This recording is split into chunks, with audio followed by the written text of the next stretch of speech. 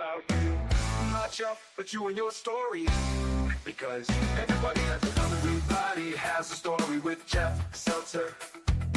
Everybody has a story with Jeff Seltzer.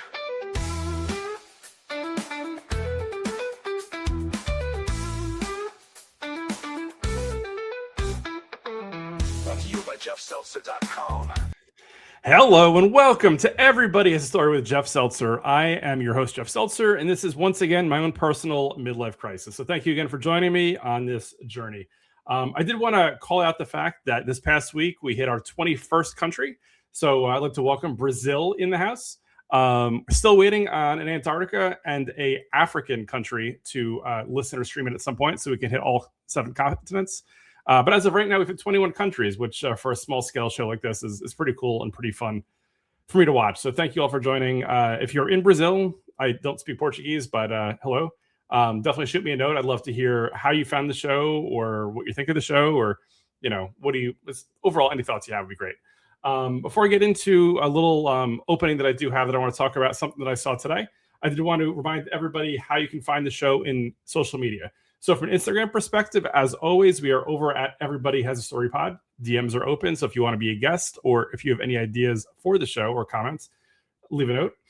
TikTok is at Everybody Has a Story Pod. YouTube is also at Everybody Has a Story Pod. You can email the show directly at everybodyhasastorypod@gmail.com. For all things Jeff Seltzer, you can always check me out over at jeffseltzer.com. We're on all podcast platforms, video on YouTube and Spotify, audio on those 2 locations, as well as Apple, iHeartRadio, Amazon, Pandora, and pretty much anywhere else that you can find a podcast. So I'm excited about my guest for this week. But before I talk to my guest, I did want to bring up a movie that I watched this past weekend. So as most of you probably know, I'm a huge movie buff. I love going to the movies. For me, it's a therapeutic experience, but it's also a way to just kind of get away. And it entertains me for the most part. I love it. Even a bad movie is a good opportunity to take a nap in theaters. So I do enjoy going to the movies. And with my AMC Stubs A-list deal, not an advertisement, but $27 a month, I could see up to, 16 movies per month, which is great. I see 2 movies a month and I'm already ahead of the game, which is great. I've seen a lot of movies this year. Most of the movies that I was looking forward to, I'd say were not necessarily as good as I was hoping. So like Megan 2.0, not nearly as good as I was hoping. In terms of other movies that I've seen in the theaters, what else have I seen?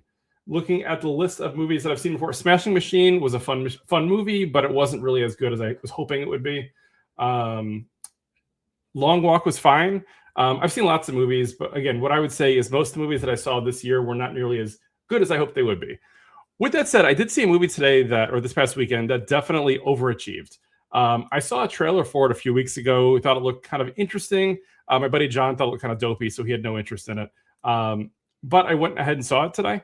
And I was blown away. So it's based on a book. It's called The Housemaid, starring Sydney Sweeney. So I've seen Sydney before in other things such as Voyeurs, Euphoria. I'm sure other things that I've seen before. Nothing really that I thought was fantastic or great, but they were good enough. This movie was just fantastic, I thought. A little over 2 hours long, great story. Acting was really good. Definitely some twists I didn't see coming. Lots of fun. And it's just a movie that was just a lot of just things that I didn't expect to see. So sitting there, went by myself, theater was fairly empty, great experience, and just kind of like living through it and experiencing it. So if you're looking for a movie to watch over the next couple of weeks before it leaves theaters, definitely consider going to see The Housemaid. I would say it definitely overachieved.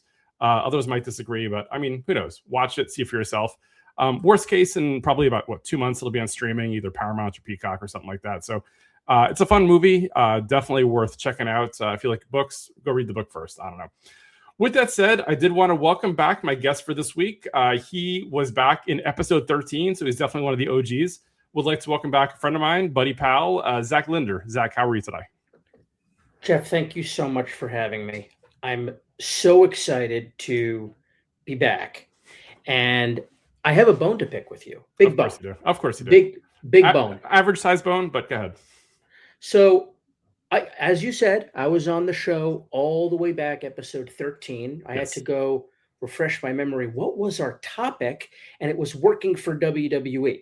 Yes. And I think we talked about probably 10,000 topics other than working for WWE during that recording as well. Including, but yes, continue, please. I've been asking, begging, pleading to come back on this show just so I can catch up to Marcus Percal. And I had made reference to this earlier today to you. You didn't know what the hell I was talking about. But I said to you, there was an episode of the show that you did with Marcus several weeks, months ago, where you asked him a questionnaire, a series of questions to get to know each other. Sure. And I forget what episode that was. I tried to locate that episode in your archive before we hopped on the StreamYard here, and I couldn't find it. But it was at that time when I said, look, I want to come back. I want you to ask me those questions. And you have not had me back since then. You denied my request for the questionnaire. Okay. Denied. And Marcus did not appear on this show until I checked my note. I did my due diligence. Okay. 28. Hmm. So he had multiple episodes in between 13 and 28 before he made his first appearance. He's now lapped me, I don't know, 4, 5, 6 times over. And I'm begging to get on the show. I can't even be asked a damn questionnaire. Can you believe this? So a couple of things. Fair treatment, Jeff? So first of all, I do appreciate, and obviously, I do try to listen to all criticism as well as all compliments, right? So I appreciate you bringing this to my attention. So a few things here. So number one, and I'm going to start at the end first. So this is your second appearance. So this puts you in great company. So you're up there with Zeta Steel as a 2-timer on the show. You're up here with Ray Sanchez. Both former WWE employees, myself and Zeta Steel. That's true. And now potentially a current Ring of Honor AEW employee. Allegedly, we're not really sure, but I think definitely some great things ahead for her. So definitely you're in good company, right? You've got Zeta Steel and you are both tied with 2 appearances in the show, which is great. I can look at the list. Good. I don't know if I love that, but okay, keep going. Okay, we'll work up to it. Number 2, what I'm going to say is you did have an opportunity back in August to make an earlier appearance. Now, granted, that would have put you in probably, the 50s or so. Now, for various reasons, not looking to toss anyone under the bus, that didn't happen. Didn't work out as we had originally planned. So we ended up punting on that to today. Number 3, I would say, so the mention that you had about a questionnaire with Marcus. So I vaguely remember a questionnaire. I will say this is episode 62. There are a number of gimmicks that I've gone through over the first 61 episodes that have come and gone. If I had fully understood what you were trying to get at via text message, now it's possible my head was in 17 different places. I could have put together a questionnaire. I mean, probably on the fly, I could put one together. But we can also use it as a teaser for your third appearance. So when you do surpass, the up and coming legend Zeta Steel with your third appearance, because my assumption is she's probably 2 and done at this point. I don't know that I'll get her again. At that point, we can use that as a questionnaire episode, so that way we can learn a lot more about who is Zach Linder. Is that fair? I suppose that's fair. I do want to touch on the August situation that you mentioned. When you said you had a bone to pick, I assumed you were going straight to the Boston situation and how some topics got brought up with the J&J guys. But whatever you'd like to air your grievances on before, I mean, it is Festivus last week, I guess, right? Based on the time when this is dropped. So, we can talk about what you mentioned with Jimmy and Joe as well. That's a separate bone. I have multiple bones. You truly are an exception of science here with all these bones you got here, Zach. So please continue. But what I will say is, yes. And by the way, Festivus is tomorrow, as of this recording. As of this recording, 23rd. Yes. But this will drop on the 29th, I believe. So at that point, Festivus will be almost long. It's going to be. Yeah. It's going to be old news. We'll be looking forward to Festivus 2026 by then. It's going to be amazing. I can't wait. Yes. The situation in August that you alluded to, you and I traveled up to the Boston area to go to the live show of the Major Wrestling Figure podcast at the world famous Kowloon's. That's right. Sorry, not possessive. It's just Kowloon. Yes, singular. And after the show, we were all having a great time. It was a party atmosphere in their beer garden outside. We're eating delicious food. We're having some adult beverages. And you came up to me and you said, when are you thinking about leaving? Let's go back to the hotel room. We'll record the podcast. and we're having a great time. This is how I don't know how often you go to Kowloon. I'm not there very frequently. I had been there many years beforehand. It was like a homecoming, and we're with all these fantastic people to chat with. We're having a great time, indulging in our nerdy hobbies with one another. And you say, I want to go to the hotel room to record a podcast. I said, Jeff, let's do it another time. Let's do it in a week or two. Let's do it when we get back to the New York, New Jersey area. And you went back to the hotel. You wanted to get some rest. I respect that. That was in August. September, October, November, December. We're talking 4 months. That's more than a fiscal quarter. This is true. It's accurate. Yes. So most of what you said there is accurate, especially the fiscal quarter piece. What I will say is, that's not debatable. It's not debatable how long 4 months is. We're not going that, different. That is a fact. What I will say is, I think it was probably when you got to the airport, which I'm not going to dig into at this point either, when you mentioned that you didn't bring a laptop or an iPad. I think it might have been at that point that I decided that we probably were not going to record a podcast because we needed a second device. I see. That's fine. What I will say also is, again, not to dig too deep into this one again either, is when we left, or when I left Kowloon and then you eventually came back to the room as well, I was tired. I mean, for me, traveling is a pain in the butt. Like, I am not a good traveler, and I fully own and comprehend that. But also knowing that we were going to get up super early the next day, I think that was also part of my mindset, was right. Not necessarily going back to record, but going back because we'd have to get up at the butt crack of dawn, So to get into that a little bit. Sure. So when you did very graciously invite me to come back on your show, I'm very happy to be here. I want to say I'm glad to have you, especially now if we've had this opening preamble. I'm really excited to have you here. One of the topics that we discussed doing was travel. And we decided not to do that. We're going to have a different topic today, and that's fine. But I don't want to brag, Jeff. Please I am brag a away. very good and experienced traveler. Okay. People say I'm one of the best travelers. You've never seen a traveler quite like Zach Linder. Of course. And quite frankly, you're hearing it a lot.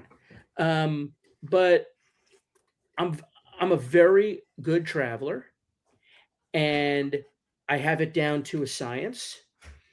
And I just don't have much anxiety about traveling. I have anxiety about everything else in my life. And thank God the SSRIs are helping. But the travel piece, I've had so much experience, and I've gone through so many security checkpoints at this point in my life. I have no anxiety about it. So I knew that I didn't need a great night's sleep to have a successful travel day the following day. That's fair. With that said, though, we did have to get up early because there was a little bit of a potential challenge that we wanted to make sure we got through to get to the flight. Yes. So I did something. So not only am I a good traveler, I'm usually a very prepared traveler. Sure. And I did something on that trip up to Massachusetts that I had never done before. The previous evening, I had taken my son for Italian ices. And it was a beautiful summer evening. I decided I would walk with him to the Italian ice shop, and I wanted to travel light. So I didn't bring my whole wallet. I took my ID out of my pocket, so I'd have my ID with me, and I put it in my shorts that night. And we walked over to Ralph's to get some Italian ices. And when I got back, I did not put the ID back into my wallet. So I arrived at the airport with something I'd never done before, which was leave my ID at home. Thankfully, it all worked out getting on the plane, going there. It all worked out coming back. It was actually extremely seamless. Yes. But that is what you're alluding to, and I've never done that before, and I'll never do it since. And before we get into the topic for the day, the other thing I just wanted to mention, I'm glad that you like the Sydney Sweeney movie. I really want to see that film. It's great. A whole bunch of good films out right now, and I'm also an AMC A-list member, and I wanted to show you this new garment that I've just acquired. All right. This is kind of an if you know kind of item. This is a hat that says MacGuffins on it, which is, if you're an AMC person, bar. You know that MacGuffins is the tongue-in-cheek name of the bar at AMC Dine-ins. And then on the back of the hat, I don't know if you can see that clearly, but what that says is where everyone knows you're A-list. Very nice. So Very nice. it looks kind of like Cheers. So Yes. instead of where everyone knows your name, where everyone knows you're A-list. Well done. Well done. So, first of all, I do want to thank you for obviously joining again. All apologies for making it take so long between appearance 1 and appearance 2. We'll make sure appearance 3 happens less than 15 months from now. So definitely put you back on the list. But again, did want to talk about the topic that everybody's probably seeing if they haven't, skipped out of this episode yet, or if they skipped to this part of the episode, is about conventions. So taking a step back, Zach and I are both part of a Facebook group, which is where we originally met, largely about like wrestling action figure collecting and things like that. But I would say both mine and Zach's, obsessions go a little wider than that. Just in general, getting various autographs, celebrity pictures, things like that, which obviously is a whole different universe in itself.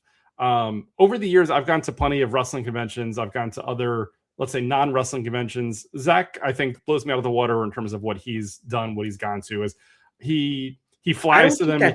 I don't think that's right. Because you've been doing this far longer than I have, Jeff. Well, I mean, I'm a decade older than you are, but I don't sure that necessarily makes up for it. You travel to a lot of them, it feels like, or maybe it's just kind of like hit or miss. I probably go. What do I do? So I've done Chill Out and Chiller a few times. I mean, I've done the WrestleCons, but I feel like you've gone to a lot more in terms of, let's say, diversity. So like different types of conventions. I've never, outside of WrestleCon, which is part of WrestleMania that is, I've never flown to a convention or said, hey, I'm going to go to a convention this weekend. You've done that countless times, I think, I would say. With that said, again, kind of introducing the idea there. How long ago, or do you remember what your first ever convention was in terms of like celebrities and collecting and such? So here's what I'll say. Sure. I'm pretty new to this hobby. Okay. Pretty new. Okay. Not only do you have age on me, and let's Sure. face it, you're a very old man. Oh, I am. I'm ancient. But not only do you have age on me, you have a lot of years in this hobby. I have not really been in this hobby for much longer than 2 years. Maybe a little bit longer than that, 2.5 at the very most.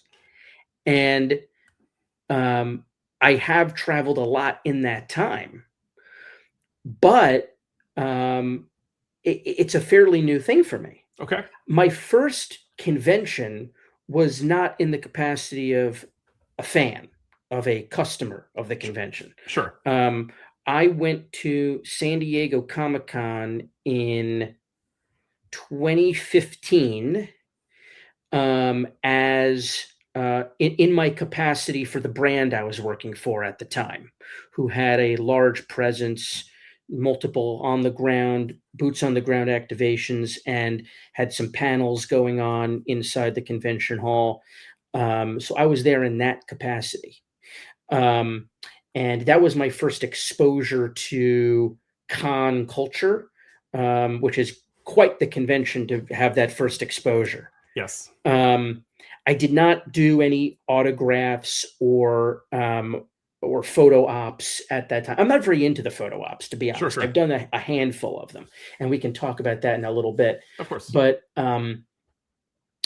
it was my first exposure to seeing the massive exhibits that some brands have. I remember spending a lot of time at the Mattel area looking at the wrestling action figures, and some other booths here and there. I will say the one photo op that I do remember getting is there was like a Charlie Brown and Peanut. There was someone in a Snoopy costume. There's a great photo of me and Snoopy. Nice. But and let's face it, a big name. A big and a rare name. You don't tough see get. No. Yeah, he's a tough get. You don't see him come out that often. But other than that, did not do any autographs or photo ops. I was there working. Okay. And then for that same brand, I went to New York Comic-Con later that year as well, which felt honestly more chaotic than San Diego Comic-Con did, even though San Diego is known as kind of the bigger, more premier convention. But again, I didn't even get Snoopy when I was in New York. So did even less there. Yeah. And then I did not go to a convention for a really long time, with the exception of, being a wrestling fan and maybe wandering around into WrestleCon, one year when I'm at a wrestling show. But I went in there as like something to do. I wasn't there, on the hunt for autographs and Sure. photos. Yeah. So it didn't even occur to me to do that stuff at that time. I was not really into the hobby yet. I think the only exception to any of this is, and I think we may have talked about it way back in episode 13, when I was working for WWE. Howard Finkel Yes. invited myself and my coworker to come to a convention where Hulk Hogan was going to be appearing, and offered to introduce us to Hulk. Hogan had just left TNA, Okay. Impact Wrestling, and was there was a lot of speculation if he was going to come back to WWE at that time. He did end up doing that, and he said, "Well, let me just introduce you to Hulk, and you could do like a little interview with him on the spot. Let's see if he's down to do it." So we did do it at that time. That was at Terrace on the Park in Flushing, Queens, Right. which is a beautiful kind of mid-century wedding venue more than anything else. And that turned out to be the big event. But I didn't put together until many years later, after I was going to big event as a fan, that this was the same outfit. Is that so is that conversation or interview, is that still up on WWE.com? Because I know last time we talked, you had mentioned that like a lot of your older interviews are still up there and actually still reference you. Like, is that one still up there, or that one eventually get scrubbed? It never went up. Oh, okay. That one never went up. I do have the audio that I can. It's probably on a disc, so I'd have to figure out, first of all, a device where I can insert a disc, Sure. To grab the file off of. But we transcribed it. We wrote it into a story. It was meant to be like kind of a fun, speculative story. Of course. And we had it all ready to go. It was prepped into, the WWE.com CMS. Yep. And we did not get the approval on it because, as it turned out, he was coming back and that deal was in the works, and they just didn't want to upset the apple cart in any way. Never saw the light of day. Interesting. So it sounds like, again, as you said before, your earliest, I guess, convention memories were around like 15 or so, something like that. 2015, that is. For me, I have a couple, but like for me, like I have some early conventions, and then most of them are more recent. So the first one I remember going to was probably back in like 1998. I want to say it was in the East Rutherford area, somewhere around Giant Stadium, old Giant Stadium area, I guess. I remember I met the Sandman and Missy Hyatt there for the first time. ECW wrestler and legendary valet, Sandman and Missy Hyatt, not the opposite way. Who else was there? I think Peter Criss from Kiss was there. Oh, and he's making the rounds again, Peter Criss. So I've heard. Goldberg was there. The Undertaker was there, and I met the Macho Man Randy Savage for the one and only time there as well. I have very vague memories of maybe it was Secaucus. I don't know, somewhere around that area. Then I think I fast forward a little bit to maybe like 2013. I went to both WrestleCon and WrestleMania Access that weekend, which was a lot of fun, which was great. I went to a couple Legends of the Ring, but I didn't really start going to a lot more conventions probably the last couple of years. I think once I had kids, I mean, not that I was going to conventions before I had kids, but once I had kids early on, I was a little distracted, and then eventually, I guess, found my way to the conventions and such like that. So for me, I would say similar to you, Zach. I would say in the last like 2 or 3 years is probably when I've started going a little more frequently. But you've earned a few more frequent flyer air miles than I have in going to conventions. But with that said, you had mentioned that when you go, you're generally more into the autographs versus pictures, but you do get pictures occasionally and such like that. Who are some of your favorite, let's say, autograph meets that you've gotten in the last couple of years at conventions? Oh, geez. That's putting me on the spot. Probably the best interaction that I've had was I went to Raleigh this year, almost specifically to meet Wayne Knight, who played Newman on Seinfeld. Right. And I prepared for for this podcast appearance, I prepped some things here. You're a professional, so obviously you did. So there we have it. Very cool. You got the picture. Yeah, very nice. There's Wayne Knight right there. Sweet. And also from Jurassic Park, for those who know that movie. Yep, also from Jurassic Park. And let's see if I have the Seinfeld thing here. Wrote "Hello, Jerry." That's awesome. Very cool. So that was really great. I flew down there really specifically to meet him, and I did get some other autographs while I was there, and spent some time in Raleigh as well. That's another big thing for me is, and I've talked about this with the folks from Marked Out Collectibles as well. That it's really important if you're traveling to one of these conventions, even if you're just driving down to Philadelphia from the New York, New Jersey area. Make a day out of it. Do something to culture yourself other than to enrich your experience, other than just going to this convention there and back. So, when I'm in Raleigh, I'm walking around downtown Raleigh, looking at the state capitol, going to a historic eatery for lunch. But I was mostly there to see Wayne Knight, and I had brought lots of things for him to autograph, and did the photo op with him. That was one that I did a photo op for. So I would say that one, absolutely. I'm trying to think if there are other really great ones. At Schiller Theater in Parsippany, earlier this year. Yep. And we can talk about what Schiller is and all of that.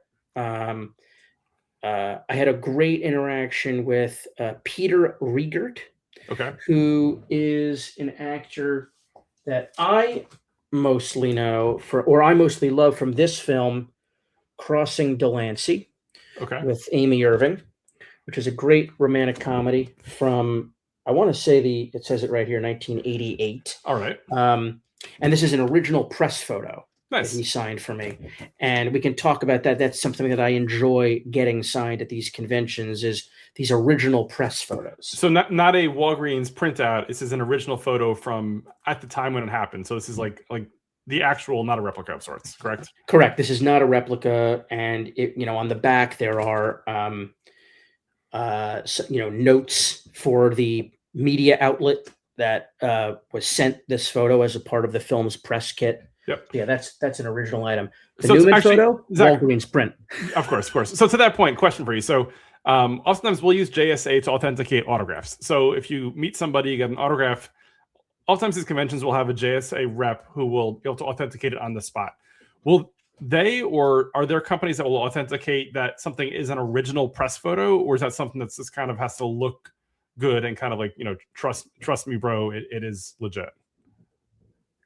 That's not something that I'm aware of. Okay. There may be companies that authenticate an item. Probably these collectible authentication companies. Sure. But I don't know. It's not something that I question. So I'm not looking to validate the authenticity of that. That's fair. So to your earlier comment, also, I'll say this too. So I haven't traveled to too many conventions. Mostly the ones were like WrestleCon, which are around WrestleMania. What I will say though is whenever I do get to travel for work, I do try to find something, cool or fun in that town just to kind of experience, because if I'm already in the area, I might as well make the most of it. So like in the past, I've traveled to work to like Minneapolis for calling on various accounts that are Jeff, there. I think we should save this for our travel episode. Ooh, good call. Okay, that's fine. Look at Zach taking control of the conversation here. Got it. Okay. Are there any conventions that you've gone to for a specific person, only to find out that specific person that you really wanted either no-showed or was canceled on or whatever, like that you didn't know before you got there? I've never had the experience of you get there and they're not there and there's nobody else that you were going for. Okay. I've had a couple of experiences like that. In March of this year, I believe, I went to the Comic-Con in Kansas City. Okay. And really the main reason for me going was to meet this guy named Alan Oppenheimer. No relation to the nuclear physicist. Of course. But Alan Oppenheimer, mostly known, I would say, for two things. At least I knew him from these two things. He was the voice of Skeletor in the He-Man cartoon, which was an iconic voice. Of course.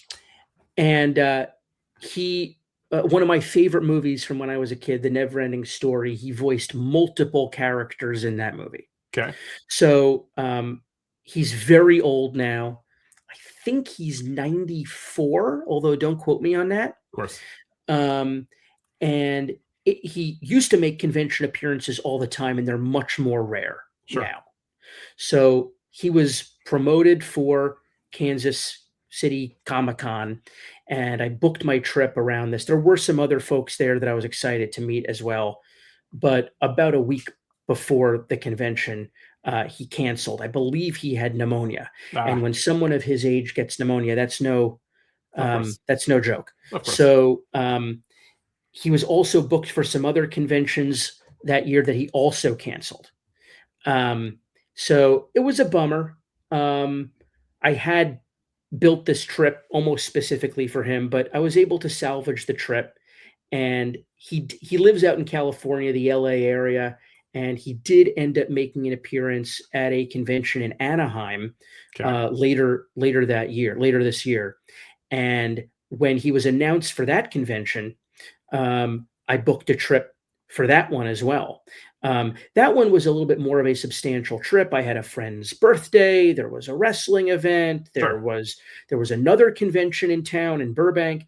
So I kind of built this whole trip around it. Nice. And I kept because of what had happened in Kansas City. I kept contacting the convention and the promoters on Instagram, emailing. Are we sure Alan Oppenheimer is definitely going to be there? Are we sure he's advertised all 3 days? Are you sure he's going to be there all 3 days? Oh, yes, no problem. So turns out less than a week before the convention, he didn't drop out, but he was only going to be there on the day that I was not going to be there.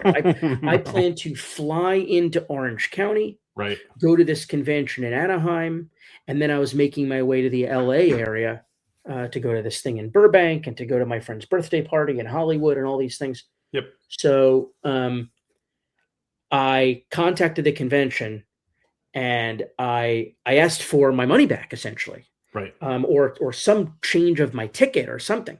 So very long story short, what I ended up doing is the convention was willing to comp my access into the convention for the following day, and give me VIP access so I could be first in line to meet him in the morning. So you can get in and out very quickly. So I could get in and out very quickly and get to LA. So that is what I ended up doing. And I wasn't planning to stay in Anaheim that night. So it required, booking myself in the hotel for an additional night and changing part of my itinerary to get to Burbank. So yeah, it was a whole thing. So those were the two main ones. The other really annoying one is, I went to, you'll appreciate this.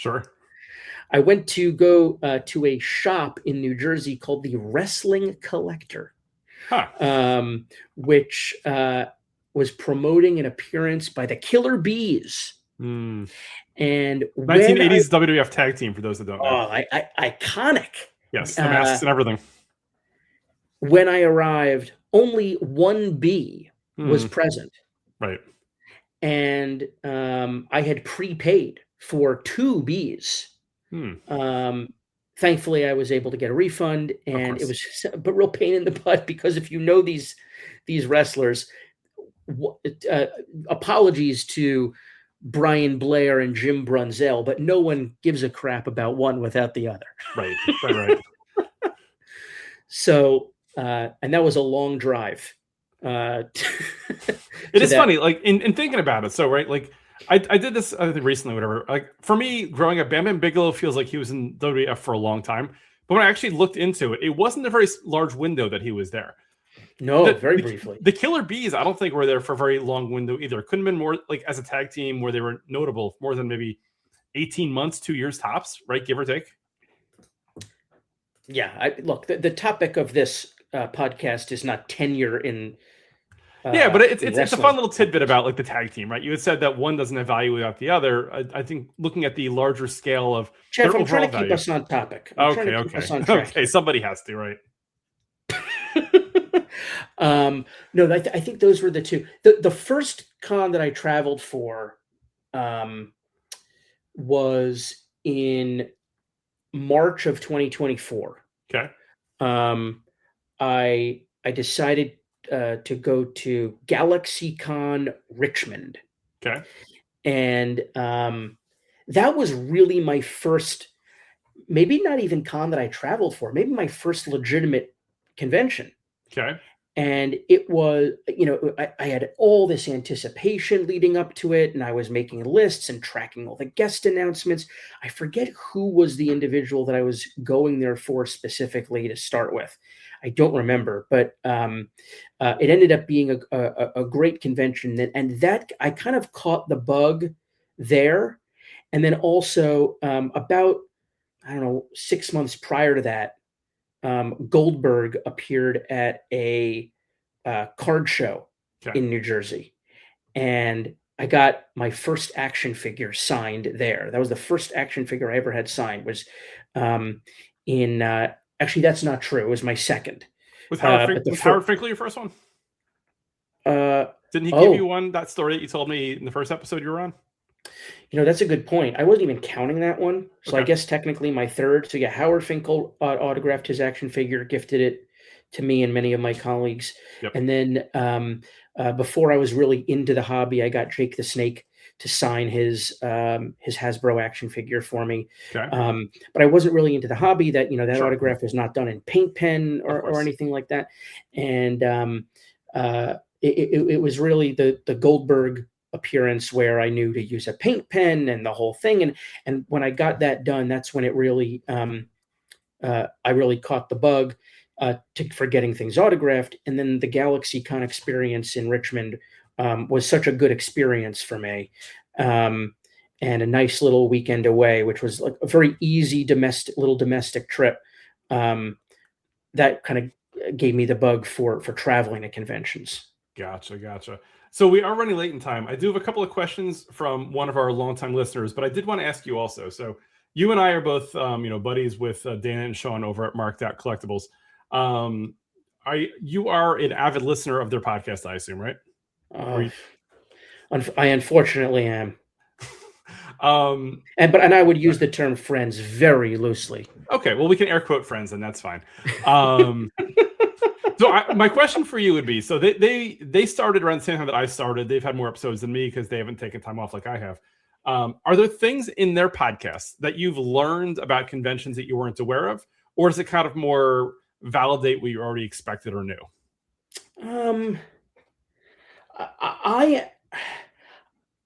Yeah, I'm sure I've learned things. I've definitely learned things about autograph culture and the collecting culture. And yeah, I guess I've learned things about how certain economics and how the promoters work a little bit. And that's been enlightening, and I find it interesting. What I learned the most from that podcast, both from the hosts and also individuals that they talk about on the podcast, who've written, reports of autographs they've received, things of that nature, is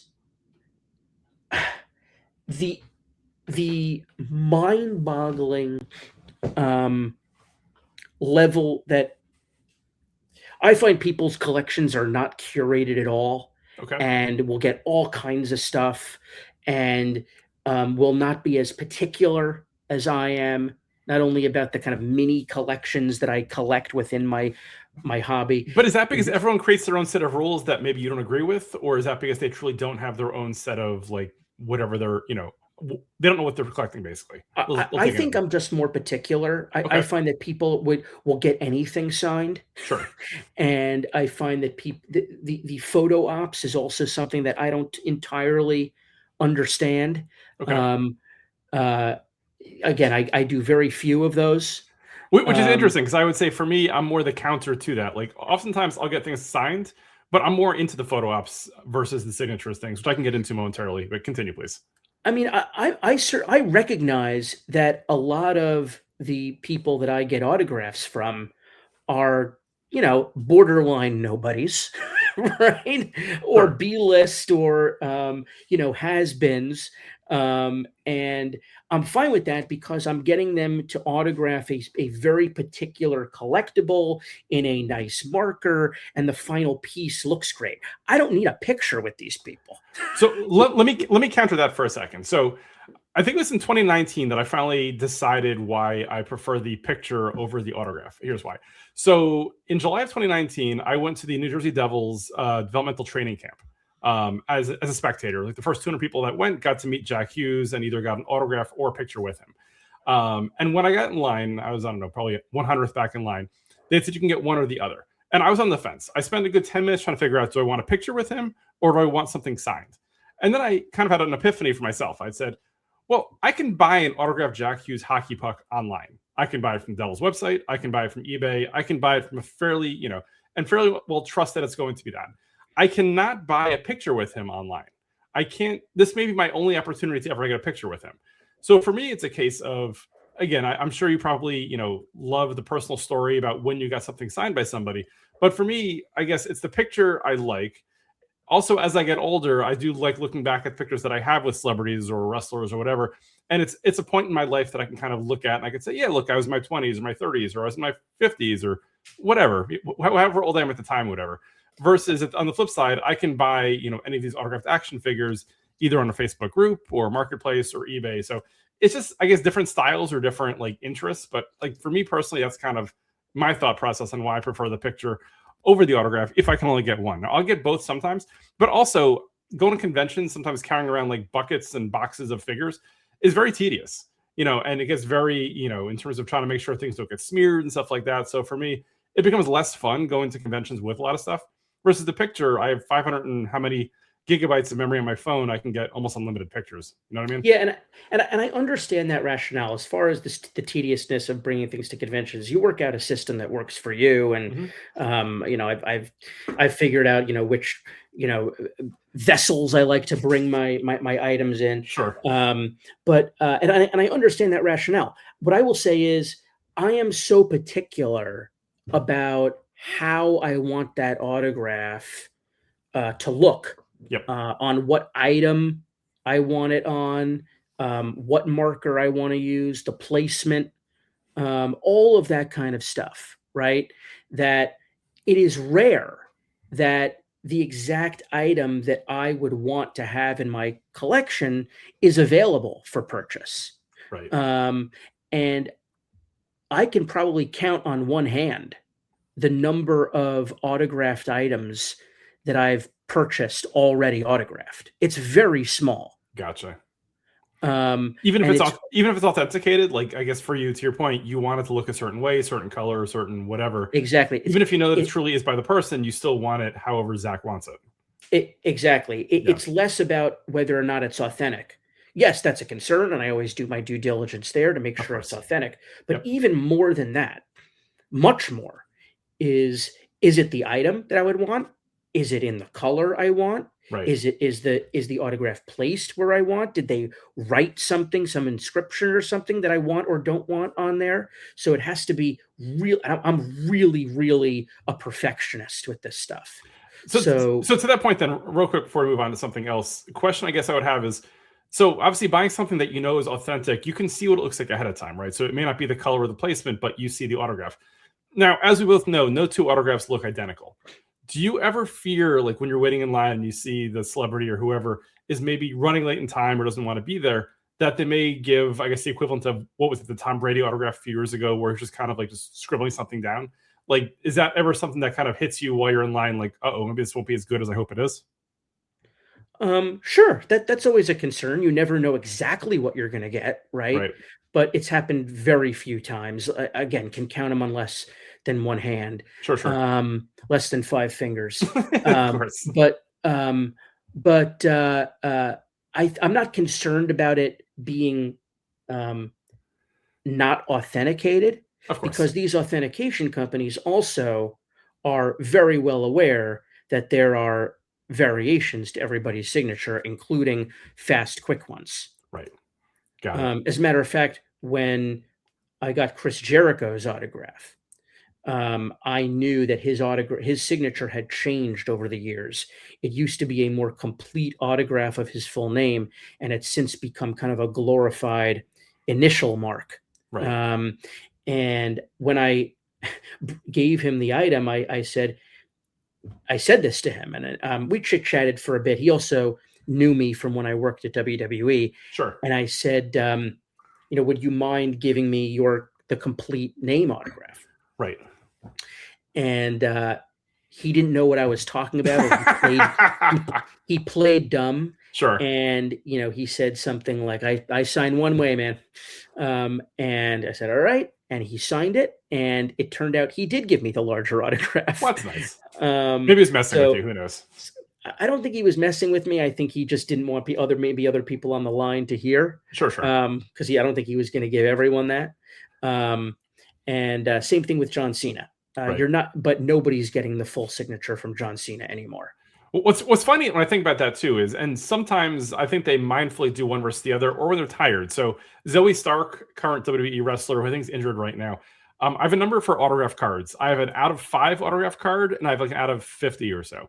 The out of 50 has like a ZS. The out of 5 has her full autograph from the same exact set. Like it blows my mind that she was mindful enough to do that very differently. Probably in the same autograph run. I guess there's probably other factors at play. You never know. Are they sticker autographs or on card autograph? I believe they're on card. So if they're on card, then it was probably a deliberate decision by her. Because it was a more limited card, yeah. Yeah, if they're stickers, sure. She has no idea where those are going to be placed. Of course. Yeah. Cool. So this has been great, Zach. I appreciate everything that you've shared. I appreciate us going down memory lane. Before we did it live up to the hype, do you think? Oh, this has been a great teaser for the next episode, if nothing else, when you come back and we talk travel and everything else that we couldn't get into today. Before moving on, though, to close out the show, I did want to make sure that we do ask you the 2 questions that Marcus had sent me a few weeks ago when he knew you were going to be on the show. So first of all... Oh, great. This guy. Okay. Yeah. First of all, Marcus says hi. All right. 2 questions that he has. Number 1 is a science question. What is easier to wash off skin, oil or water? Oh, water is much easier to wash off skin. Yes, I assume so too. I don't know why he asked that question. I don't even know what. I think you would use water to wash something else off skin. I don't know why you would want to wash water off skin. I would want water on the skin. It's a great question. We'll follow up with Marcus what he actually meant with that one, and I'll ask him the same question as well. So okay. I know what Marcus means. Okay, but we're not going to address it here. We don't need to. That'll be in the extended Patreon exclusive cut if that ever happens. We're not giving Marcus the satisfaction. What's his next question? Next question: when buying furniture for your house, would you buy a cheaper option that looks good but won't last long, especially with a young child around? Or will you spend a little more money for something that will last longer and maintain quality, even if it isn't as aesthetically pleasing? I think there are a lot of variables here, and I really have to think about what my budget is. Am I in this? How long am I going to be in this home for? But let's just to simplify it, and without pulling a Jeff and overthinking in this one, would you rather spend less on something that looks good but won't last as long, or spend more on something that doesn't look as good but will last much longer? I think that's a case-by-case situation, but I'm usually going to go for the aesthetics. Got it. With the assumption that you'll have to replace it at some point because it won't last as long. Yeah, I'll replace it if I need to. But sometimes those things that look nice but maybe are a little cheap, they last way longer than you ever expected, and they end up being a great purchase. That's fair. Well, Zach, this has been great as always. Like I said, we will not wait 15 months. By the way, I want to say I resent both of those questions. Okay, well, we'll tell Marcus that, and we'll see what Marcus comes back for episode 3 for you in terms of other questions. I'm sure there'll be a lot more hard hitting, and as you could probably guess, these questions weren't meant to be what the questions are. They're more symbolic of something else he was trying to get at, I'm sure, especially the oil. Yeah, we're not going to give Mr. Percalis satisfaction. Got it. Although I do want to remind everybody that Marcus is the official senior executive producer from a musical perspective, as he did create the theme song via AI. So thank you, as always, Marcus. Yeah, we're all very impressed. He's a very impressive young man. You know, that's absolutely. What he does. Yeah, he's younger than you, right?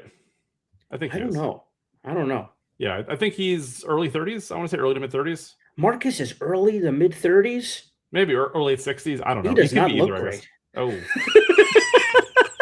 With that said, Zach, anything you'd like to plug, promote, or support before we call it a week? No, except myself. I'm currently a victim of my company's layoffs. So, no, I'm kidding. Corporate America does corporate America sometimes. That's what it does, I guess, right? Thank you for having me, Jeff. Of course. Always a pleasure, Zach, and always a pleasure just to hang around and talk to you, especially with all the different PSA drop-offs we've done and stuff like that. So definitely enjoy our friendship. With that said, everybody, I wanted to call out the fact that this will probably be the last episode for a few weeks. Next week is New Year's, so I'll probably be back maybe late January, early February. We'll have to see. Reminder to everybody, the show can be found on Instagram at Everybody Has a Story Pod. DMs are open if you want to be a guest.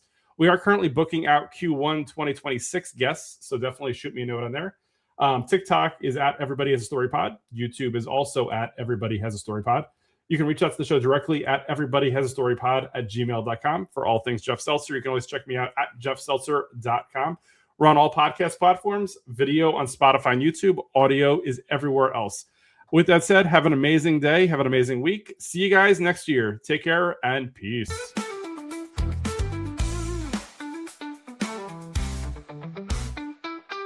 Everybody has a story with Jeff Seltzer. Everybody has a story with Jeff Seltzer. Everybody has a story with Jeff Seltzer. Everybody has a story with Jeff Seltzer.